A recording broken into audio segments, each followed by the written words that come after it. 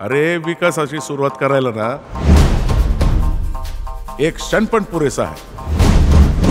आपल्या गावच्या विकासासाठी, सुधारणा होण्यासाठी सगळ्यांनी एकत्र आलं पाहिजे. पैसे कमवण्यासाठी गाव सोडून शहरातच जावं लागतं, हे अगदी चुकीचं आहे.